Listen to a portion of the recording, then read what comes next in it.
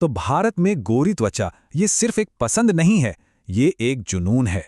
एक ऐसा जुनून जिसने अरबों खरबों रुपए की इंडस्ट्री खड़ी कर दी है और जिसकी जड़ें हमारे समाज में बहुत बहुत गहरी हैं।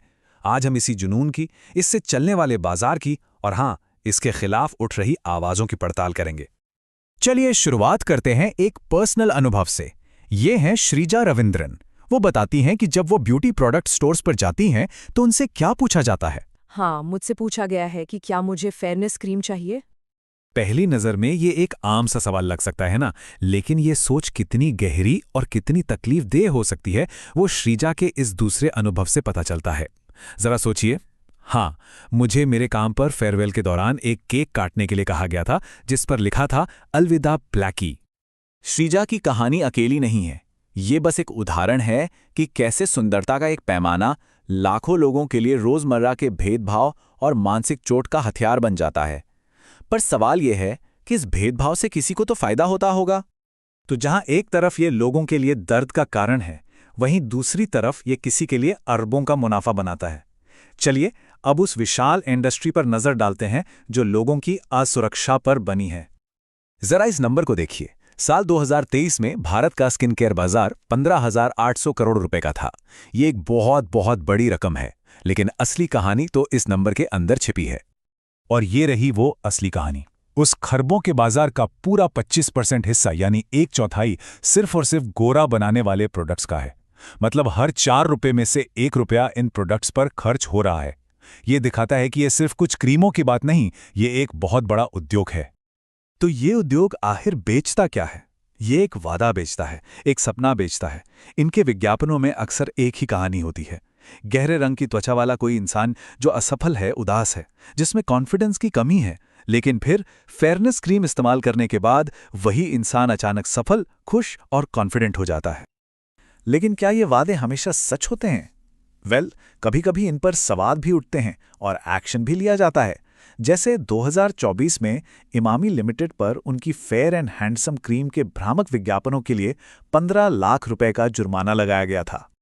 इन झूठे वादों के पीछे एक बहुत ही खतरनाक हकीकत भी छिपी है। बिना डॉक्टर की सलाह के मिलने वाली कई लाइटनिंग क्रीमों में स्टेरॉइड, हाइड्रोक्विनोन और मरकरी जैसे बहुत ही हानिकारक तत्व होते हैं। इनसे आपकी त्वचा पतली हो सकती है, स्किन का रंग और खराब हो सकता है और यहाँ तक कि आपकी किडनी तक को नुकसान पहुँच सकता है। तो सवाल ये उठता है कि इतनी बड़ी, इतनी खतरनाक इंडस्ट्री इतनी आसानी से चल कैसे रही है? आखिर ये गोरेपन का जुनून, ये ऑब्सेशन आया कहाँ से? इसका जवाब ढूंढने के लिए हमें इतिहास में काफी पीछे जाना होगा। इस पूरे मामले को समझने के लिए कलरिज्म शब्द को जानना जरूरी है। इसका मतलब है एक ही नस्ल के लोगों के बीच उनकी त्वचा के रंग के आधार पर भेदभाव करना। और भारत में इसकी जड़ें अक्सर जाति व्यवस्था यानी कास्ट सिस्टम से जुड़ी हुई मिलती हैं। सदियों से दमित जातियों को बाहर धूप में मेहनत मजदूरी करने के लिए मजबूर किया गया, जिससे सांवली त्वचा को धीरे धीरे निचले सामाजिक दर्जे से जोड़ दिया गया। और ये कितना जटिल है, ये स्टडी से पता चलता है। आंध्र प्रदेश के एक गांव में हुई इस रिसर्च से एक हैरान करने वाली बात सामने आई। यहाँ त्वचा का एक ही रंग, मतलब गोरा रंग, अगर किसी सवर्ण का है तो उसे महालक्ष्मी की चमक कहा जाता है। लेकिन वही गोरा रंग अगर किसी दलित का है तो उसे अच्छा नहीं या धोखेबाजी का प्रतीक माना जाता है। और बात सिर्फ गोरी त्वचा तक ही नहीं रुकती। सांवली त्वचा को भी जाति के चश्मे से ही देखा जाता है। एक सांवले सवर्ण को राजसी या कृष्ण जैसे देवताओं से जोड़ा जा सकता है, जबकि एक सांवले दलित की त्वचा को जंगली या घिनौना तक कह दिया जाता है। तो इस रंग भेद की जड़ें कई जगहों पर फैली हैं। एक तरफ जाति व्यवस्था है, फिर आया उपनिवेशवाद, जहां अंग्रेजों ने गोरेपन को ताकत और श्रेष्ठता का प्रतीक बना दिया, और साथ ही सदियों से हुए विदेशी आक्रमणों का भी इस पर गहरा असर रहा है। तो क्या सदियों से चली आ रही ये मानसिकता हमेशा ऐसी ही रहेगी या फिर आज के दौर में कुछ बदल रहा है? आइए देखते हैं, क्योंकि बाजार और सोच दोनों में एक दिलचस्प बदलाव दिख रहा है। और ये कोई छोटा मोटा बदलाव नहीं है। 2023 में इतिहास में पहली बार फेयरनेस क्रीम की बिक्री में 3% की गिरावट दर्ज की गई। ये शायद इस पूरी कहानी में एक बहुत बड़ा मोड़ है। और इंडस्ट्री इस बदलाव को नोटिस कर रही है। अब फेयरनेस शब्द की जगह ब्राइटनिंग, ग्लो, रेडियंस जैसे नए शब्दों का इस्तेमाल हो रहा है।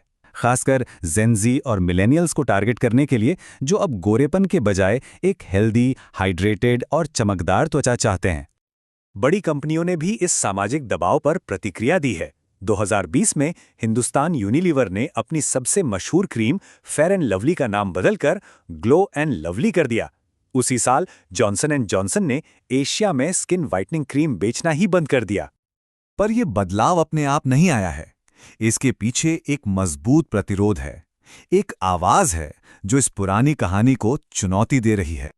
डार्क इज ब्यूटीफुल जैसे अभियान इस धारणा को चुनौती दे रहे हैं कि किसी व्यक्ति की कीमत उसकी त्वचा के रंग से तय होती है। ब्राउन एंड प्राउड जैसे समूह एक्टिवली इन रूढ़ियों को तोड़ रहे हैं और हैशटैग अनफेयर एंड लवली जैसे सोशल मीडिया अभियानों ने सांवली त्वचा का जश्न मनाना सिखाया है।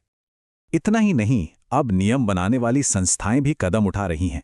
Advertising standards council of India यानी ASCI ने अब साफ गाइडलाइंस जारी की हैं जो विज्ञापनों में सांवली त्वचा वाले लोगों को अनाकर्षक, दुखी या असफल दिखाने से रोकती हैं।